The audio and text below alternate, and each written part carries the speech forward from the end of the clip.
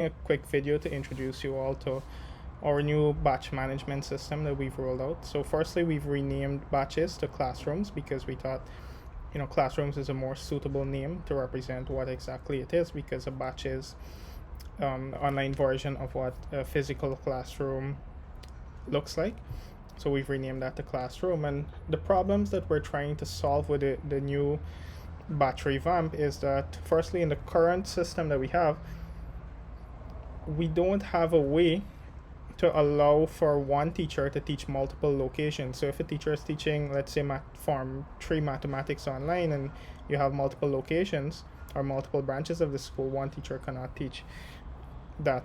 The teacher currently needs to set up two batches and then be creating exams duplication across both batches and that type of thing. Similarly, we can't have one student be in classrooms at multiple locations. And further to that, we cannot have one location have multiple classrooms. So for example, if the Form 5 math class has 100 students and you wanted to split that into 3 classrooms across 3 teachers, there is no way to currently do that because the software automatically assigns the student to the first batch that it detects. So the other 2 that are created, if they do get created, have no students in them. And a fourth use case would be that there isn't a way for us to have a student pulling classes, subjects or courses for a year higher or lower. So let's say it's a CSEC student a 4th form student that wants to do maths for CSEC this year.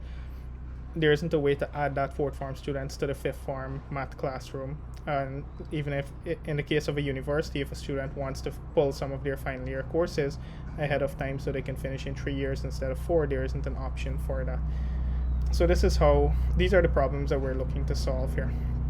So what we've done is that now you see a student classrooms menu here, and the original classroom form still exists. So we'll select a school year. Let's say it's 2021, 2022. We can select a location, and let's say it's a computer literacy subject, grade 11, and you select a teacher. But now, further to that, once you finish creating the batch, what happens is that the students within that batch, that match the requirements, so all the students that are in 2021-2022 school year at Diamond location that are doing computer literacy and are in grade 11, they will now show up here and be selected by default. So all you need to do is to hit Save Students, and these students are added to the batch. Even further to that, there's an option here now to add a student from across the school, so it doesn't matter who the student is. All right, so we have these 2 students, and let's say we wanted to add Devon here.